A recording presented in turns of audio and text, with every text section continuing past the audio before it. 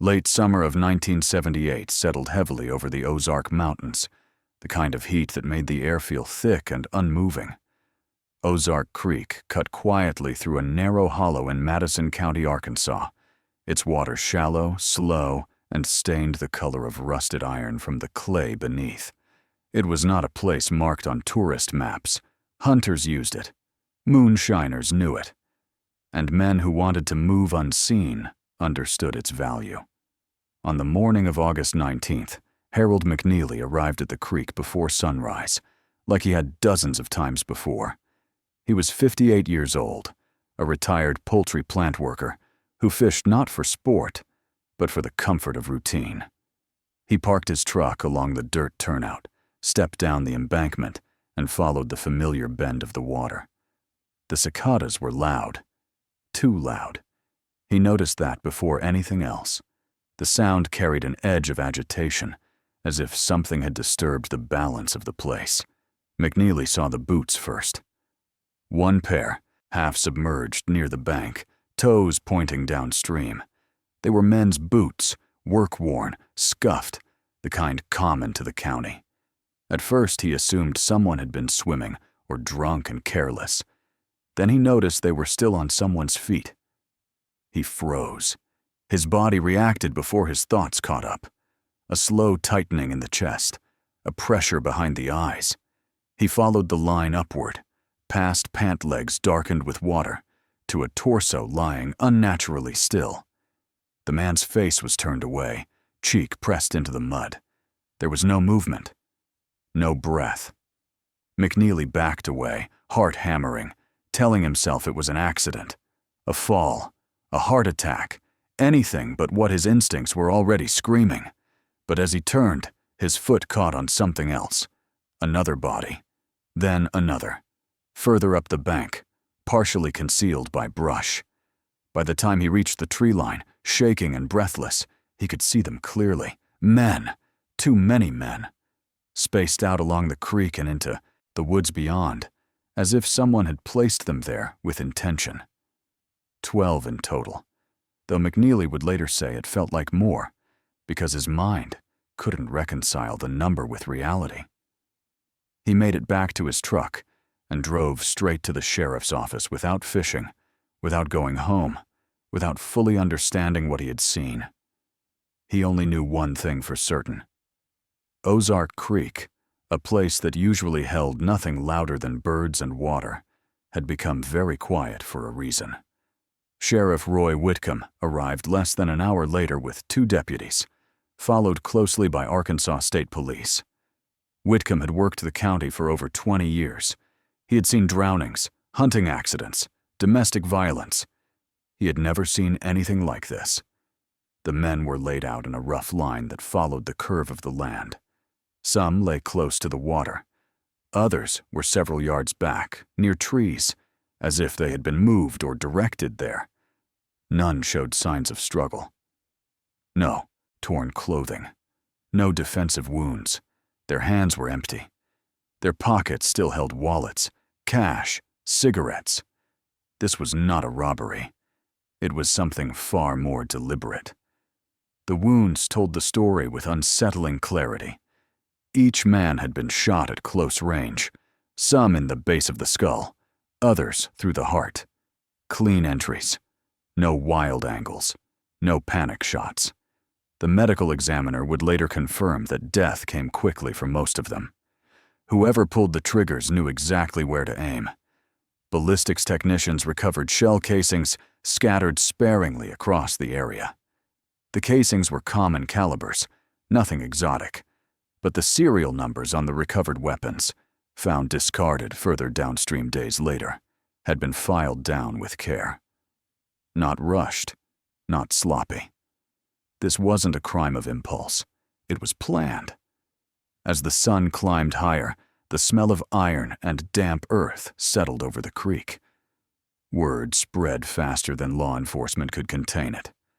Locals gathered at the roadblock, whispering names, speculating, trying to understand how 12 grown men could be killed without a single scream being heard. By midday, the identities began to come in. Men known to each other, though not all closely.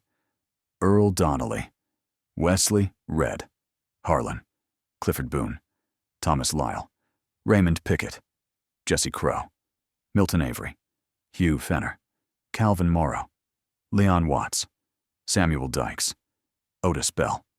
Every name carried weight in the county, not because they were powerful, but because they were familiar. Some had minor criminal records, liquor violations, transport charges from years past. Others were known only by reputation, the kind that followed men quietly in small towns. A few, like Leon Watts, had once worn a badge themselves.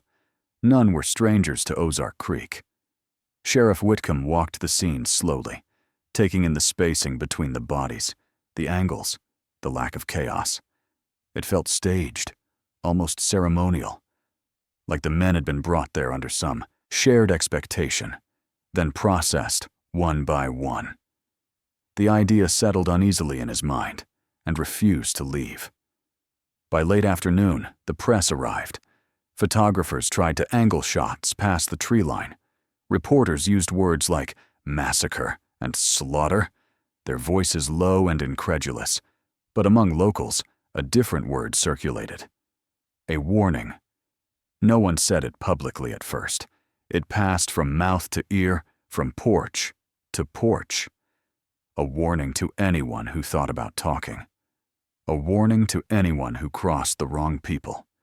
A warning written in blood because nothing else would have been loud enough. As night fell, floodlights illuminated the creek.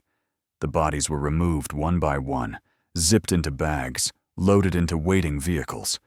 The water flowed on, carrying away traces that could never be fully recovered. Insects returned. The woods reclaimed their silence. Inside the sheriff's office, the phones rang constantly.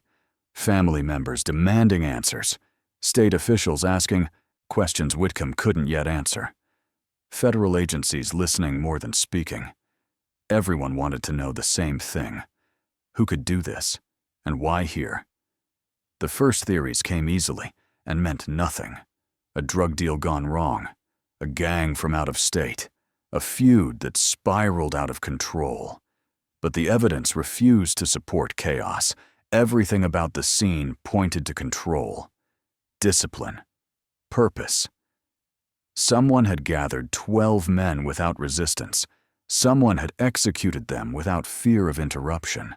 Someone had left behind just enough evidence to be seen, and nothing that could be traced.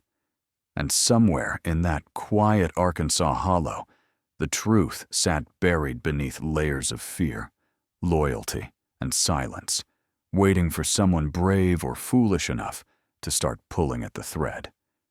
The autopsies began the next morning in a low, fluorescent-lit room that smelled faintly of disinfectant and wet earth. One by one, the bodies from Ozark Creek were examined, measured, cataloged, reduced to facts.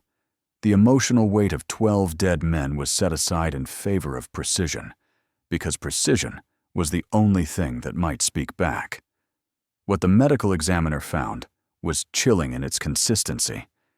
Each man had been killed by a single, deliberate gunshot. Some bullets entered at the base of the skull, angled upward in a way that suggested the victims were either kneeling or standing still when they were shot. Others were struck directly through the heart, a method just as final. There were no grazing wounds, no hesitation marks, no evidence of panic or resistance. Death had come quickly and efficiently. Time of death estimates placed all 12 killings within a window of less than 15 minutes. That detail changed everything. It meant the men had not been hunted down individually. They had not scattered or run. They had been controlled, contained. The person or people responsible had moved through them with speed and confidence, as if following a plan they already knew by heart. Law enforcement stopped using the word massacre internally. It implied chaos. This was not chaos. This was execution. As identification continued, the names began to form a pattern that felt almost intentional in its variety. Earl Donnelly, 42, a former truck driver who'd spent years hauling freight across state lines before losing his license to repeated liquor violations. Wesley Red Harlan, 51, well known to local deputies as a Moonshine distributor who had managed to avoid serious prison time by never being caught with product in hand. Clifford Boone, 39, a mechanic who worked out of a small garage and fixed engines for cash, no questions asked. Thomas Lyle stood out because of his age. At 28, he was the youngest among them. The son of a Korean War veteran, Lyle had grown up around discipline and silence. He had no significant criminal record, only a few traffic citations and rumors that he ran errands for people who paid well in cash. Raymond Pickett, 46, owned a stretch of wooded land not far from the Missouri border. His property had been searched more than once over the years, always coming up clean, always raising suspicion anyway. Jesse Crow, 34, officially unemployed, unofficially known as a courier. He moved things, packages, messages, sometimes people. Milton Avery, 57, ran a general store that had been cited repeatedly for liquor violations. Hugh Fenner, 41, worked seasonal logging jobs and disappeared for weeks at a time without explanation. Otis Bell, 60, was older than the rest and widely believed to be a moonshine cook who'd learned the trade decades earlier and never fully left it behind. Then there were the two names that made investigators pause. Calvin Morrow, 36, listed in state police notes as a suspected informant, though nothing had ever been formalized. And Leon Watts, 49, an ex-deputy who'd been fired years earlier after allegations of evidence mishandling and unexplained absences. Watts knew police procedure. He knew how investigations worked, and now he was dead with the rest. Samuel Sam Dykes, 44, completed the list. A river transport operator who knew the waterways like muscle memory. If something needed to move quietly, Sam Dykes knew how to do it. Individually, the men looked like nothing more than fragments of rural life, blue-collar, quiet, existing on the edges of legality without ever becoming headline criminals. Together, they formed something else entirely, a network. Investigators began pulling old files, arrest records, surveillance notes that hadn't been touched in years. Slowly, carefully, they laid the pieces side by side. The same locations appeared again and again, the same stretches of back road, the same river crossings, the same names scribbled in margins without explanation. What emerged was the outline of a moonshine transport route that ran from the Ozarks north into Missouri. It wasn't new. It hadn't been active all the time. It resurfaced when demand rose, disappeared when enforcement pressure increased, and survived because it was flexible and compartmentalized. No single man knew everything. Each handled his part and trusted the rest would work. Donnelly hauled. Dykes moved by water. Bell cooked. Harlan distributed. Fenner scouted. Boone maintained vehicles. Crow connected people who didn't want to be seen together. Pickett provided land. Avery provided cover. Watts provided knowledge. Morrow, perhaps, provided information, or threatened to. The route had always been difficult to prove. By the early 1970s, it was believed to be dormant. Files were closed. Resources were redirected. The assumption was that time and modernization had finally killed it. Ozark Creek proved that assumption wrong. The question that refused to settle was why now? Why bring all 12 men together at once? Why expose so much of the operation in a single place? And why kill everyone, even those who might have been loyal? As investigators reconstructed the victims' final days, another detail emerged, one that felt almost more disturbing than the violence itself. None of the men had told their families they were meeting that day. No wives mentioned a planned gathering. No co-workers recalled a scheduled job. No notes. No calls overheard. And yet all 12 had gone to the same place, within a narrow window of time, without resistance. Someone had contacted them, someone they trusted, or someone who carried enough authority that refusing wasn't an option. Phone records were limited. This was 1978. No cell phones, no digital trails. But landline logs showed brief calls made to several of the men in the days leading up to the killings. Calls placed from public phones, bars, roadside diners, places that left no reliable witness behind. The content of those calls was unknowable, but their effect was clear. They moved 12 cautious men into the open. As news of the identities spread, fear settled deeper into the community. Families grieved quietly, wary of saying too much. Neighbors avoided eye contact. Old rumors resurfaced, and then died again under the weight of unspoken rules. This was not a place where people rushed to cooperate with law enforcement when silence had kept them alive for decades. Sheriff Whitcomb felt the pressure from every direction. The state wanted answers, the public wanted reassurance, and the locals wanted the investigation to go away. He knew what he was up against. Whatever force had orchestrated Ozark Creek did not fear exposure. It had acted openly, violently, and without hesitation. The killings weren't meant to stay hidden. They were meant to be seen, meant to be understood by the people who mattered. As the second week passed with no arrests, a realization began to take hold among investigators. The executions were not the end of something. They were the beginning of a silence, a message sent not just to those who died, but to anyone who might have considered stepping out of line. And somewhere within that message was a reason powerful enough to justify killing 12 men at once. A reason that had not yet surfaced, but already felt closer than anyone was ready to admit. The involvement of state and federal agencies did not arrive with flashing lights or public announcements. It came quietly, through unmarked cars parked a little too far from the sheriff's office, through men who asked careful questions and wrote everything down without promising anything in return. Officially, the Arkansas State Police remained in charge. Unofficially, everyone understood that Ozark Creek had crossed a line that local law enforcement could not manage alone. Files were pulled from storage rooms that smelled like dust and old paper.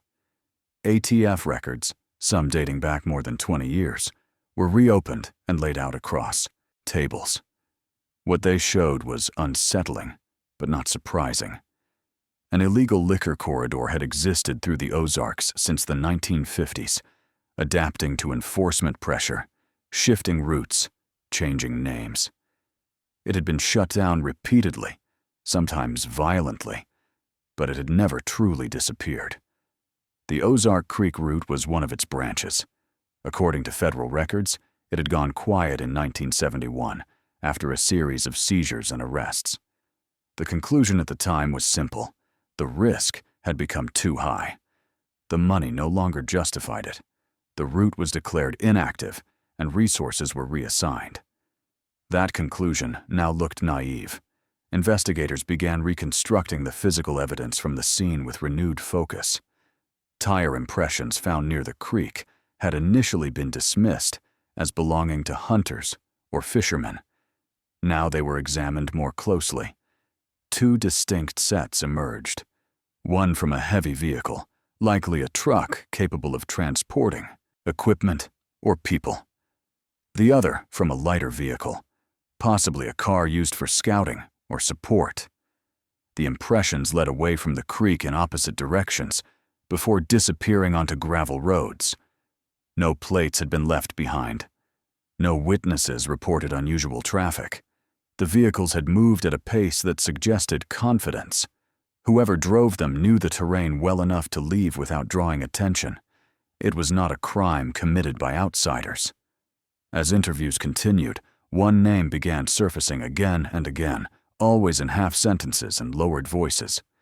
Calvin Morrow, 36 years old, executed alongside the others, but different in one critical way.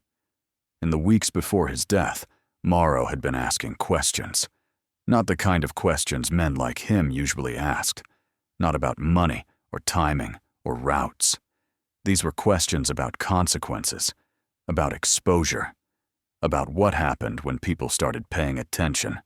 He had visited the sheriff's office twice under vague pretenses, never filing a report, never staying long.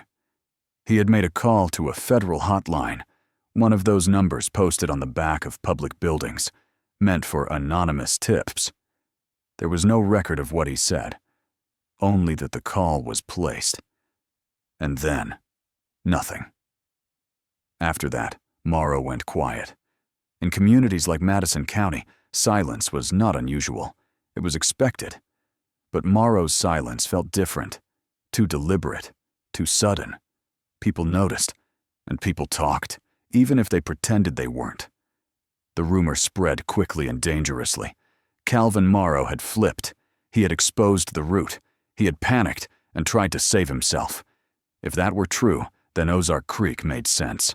A punishment, a lesson, a way to ensure that betrayal carried consequences no one would forget. Except for one problem that refused to go away. If Morrow had been the leak, why was he dead too? Investigators struggled with that question. In cases like this, informants were usually protected, moved, kept alive long enough to be useful. They weren't executed alongside the very people they supposedly betrayed. Morrow's inclusion in the lineup complicated the narrative. It suggested that the killings were not reactive. They were preemptive. A new theory began to take shape, one that felt colder and far more calculated. What if the meeting at Ozark Creek had not been called to punish a traitor, but to identify one? What if the men had been summoned under the guise of handling a problem, only to find themselves standing inside a trap? The idea was supported by the way the bodies were positioned. No signs of panic, no attempt to flee. It was possible the men believed they were there for business, not execution. That belief would have kept them compliant until it was too late. The goal, then, wasn't to silence one voice. It was to erase the entire network. By killing everyone connected to the root in one place, whoever orchestrated the attack ensured there would be no loose ends, no one left to talk, no one left to retaliate, no one left to rebuild. The root would not just be shut down, it would be buried. The more investigators leaned into that theory, the more unsettling it became. It required resources, planning, authority. Someone with enough power to summon 12 cautious men without raising suspicion, and enough confidence to believe the fallout could be controlled. And for a while, it seemed they were right. Leads dried up. Witnesses stopped returning calls. People who had spoken freely at first suddenly claimed faulty memory. One man who had agreed to testify about seeing unfamiliar vehicles near the creek backed out after receiving an anonymous warning. No threats were recorded, no charges filed. The message didn't need to be explicit. Even within law enforcement, tension grew. Files went missing. Evidence logs showed inconsistencies. A shell casing logged one day could not be found the next. Sheriff Whitcomb noticed it, but proving intent was impossible. In a case built on silence, silence became the most powerful weapon. The federal presence faded back into the background, citing lack of actionable intelligence. Officially, the investigation remained open. In reality, it stalled. Ozark Creek became a reference point rather than an active pursuit, a case spoken about carefully, if at all. But not everyone let it go. Detective Paul Renner of the Arkansas State Police had been assigned to assist with the case early on. He was methodical, quiet, and stubborn in ways that didn't always make him popular. He kept copies of reports others overlooked. He wrote notes in margins. He remembered names. Renner couldn't reconcile one detail: the call Morrow made to the federal hotline. It had never been followed up. No transcript, no notes, just a timestamp and a disconnected line. Renner requested the record multiple times and received the same answer every time. Nothing to see. It wasn't enough for him. As months turned into years, Ozark Creek faded from headlines, but not from memory. The families of the 12 men were left with a grief that had no shape and no outlet. Funerals were quiet. Questions were unanswered. Children grew up without fathers, never fully understanding why their absence felt dangerous to discuss. And somewhere beneath the surface, beneath the quiet and the fear and the official indifference, something remained unfinished. The root that wasn't supposed to exist had been erased too thoroughly, too cleanly. And that kind of erasure, Renner believed, always left a trace. Because people who believe they've buried the truth often forget one thing. Time has a way of loosening what fear holds tight. And eventually, someone talks. By the end of 1979, the investigation no longer felt like it was moving forward. It felt like it was being pushed backward, deliberately and quietly, by forces no one could put a name to. Witnesses who had once spoken openly began changing their stories. Men who had described unfamiliar vehicles near Ozark Creek now claimed they were mistaken. Others said they had been confused about dates. A few simply stopped answering the phone. Inside the sheriff's evidence room, things began to shift in ways that were hard to document and impossible to prove. Items logged into storage could no longer be found where they were supposed to be. A bag of shell casings was misplaced and later rediscovered with fewer rounds than originally recorded. A handwritten note attached to a witness statement vanished entirely. No alarms were triggered. No locks were broken. Everything disappeared cleanly, as if it had never existed. Sheriff Roy Whitcomb felt the pressure more acutely with each passing week.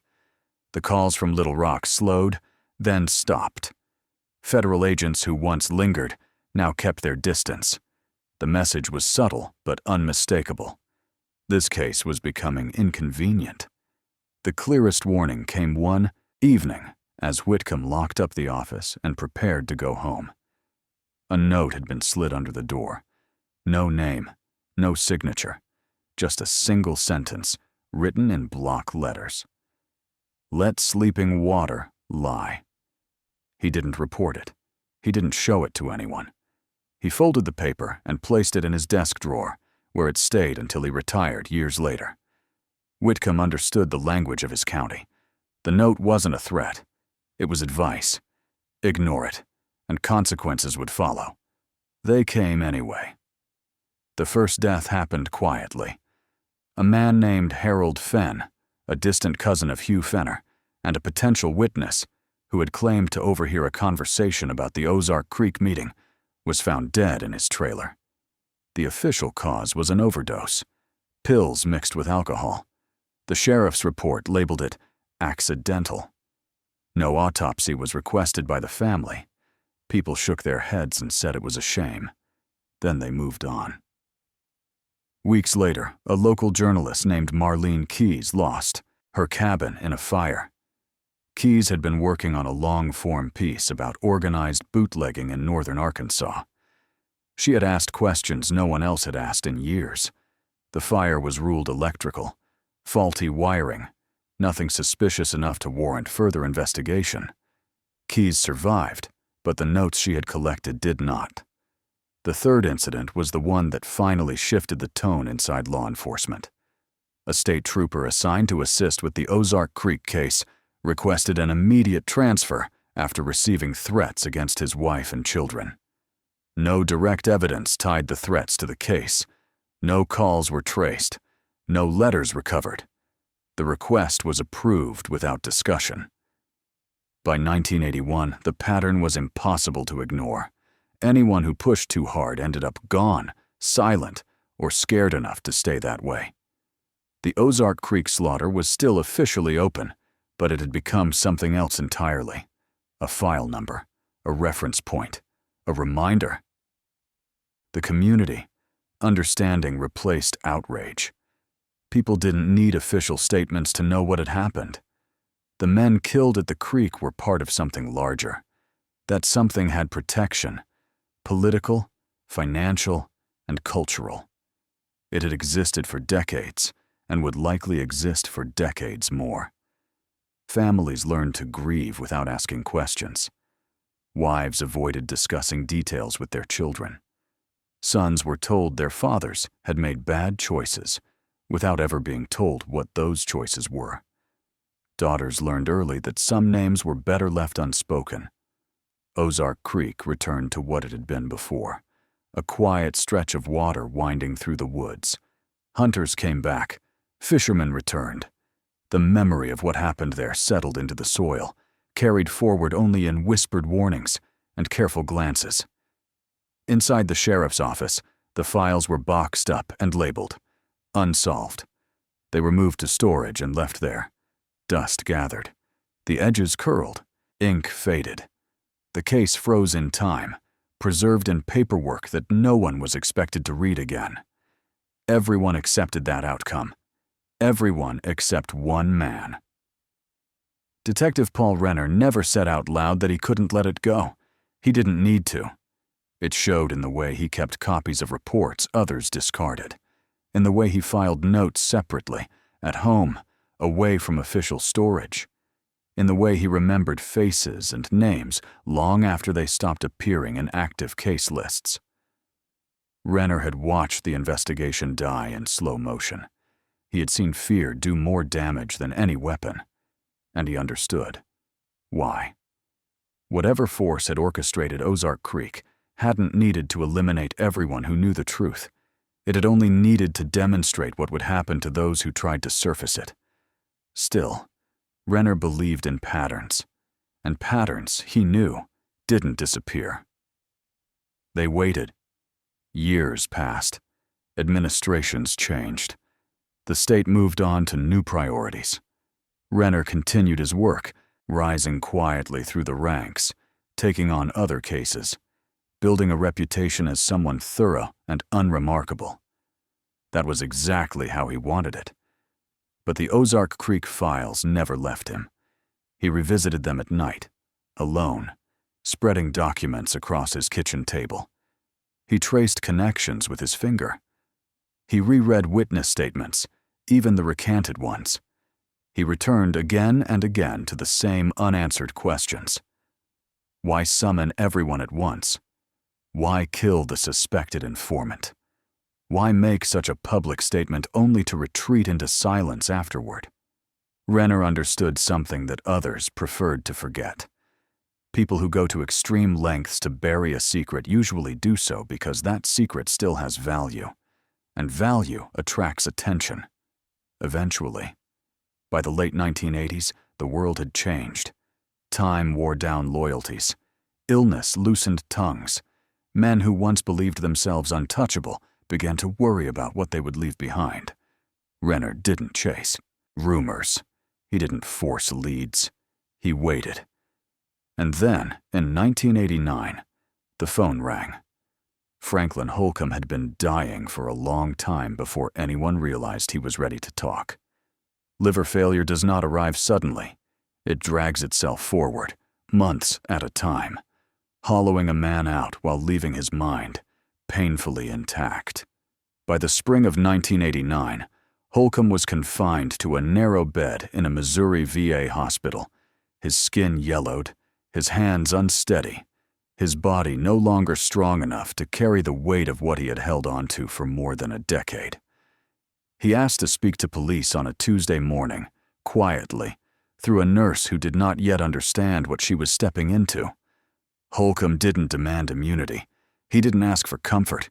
He asked only that the right person be sent. A man named Paul Renner. Renner received the call late that afternoon. It came without context, without promises, only a name that made his stomach tighten. Franklin Holcomb, former transport driver, arrested once in the early 70s during a liquor seizure that went nowhere, released without charges, forgotten by everyone except the files Renner kept at home. Renner didn't tell anyone where he was going. He booked the flight himself and arrived in Missouri the next day with a single folder under his arm. When he walked into Holcomb's room, he saw a man who no longer resembled the one in the mugshots. The strength was gone. The confidence was gone. What remained was fear, stripped of bravado. Holcomb didn't begin with Ozark Creek. He began with the root, how it had never really been about liquor, not after a certain point. Moonshine had been the cover, the justification, the familiar story everyone understood. What it had become, quietly and carefully, was something else entirely. Money. Not small money. Not cash tucked into glove compartments or passed across bar counters. The Ozark route had evolved into a laundering pipeline, moving cash through legitimate fronts, washing it clean before feeding it back into businesses and campaigns that needed it to look respectable. It wasn't glamorous. It wasn't fast. It was effective. Holcomb explained how men like Donnelly and Dykes moved product, but more importantly, how they moved cash. How Avery's store wasn't just a store. How Pickett's land wasn't just land. How every piece fit together in ways that looked harmless unless you knew where to look. And then Holcomb said something Renner had waited 11 years to hear. The men at Ozark Creek were not killed because one of them betrayed the others. They were killed because they all knew too much. The route had grown beyond what its original architects could control. Money tied to regional political figures had begun flowing through channels that were never meant to be exposed. The risk wasn't one man talking. The risk was the network itself becoming visible. Eugene Kessler understood that risk better than anyone. Kessler never touched Ozark Creek. He never drove the roads or stood by the water. He didn't have to. He was a distributor, a connector, a man whose power came from distance. He knew how to make problems disappear without being seen near them. According to Holcomb, Kessler made the decision when it became clear the route could not be scaled back quietly. Too many men, too many connections, too many chances for exposure. The solution wasn't discipline, it was erasure. The order came down through layers.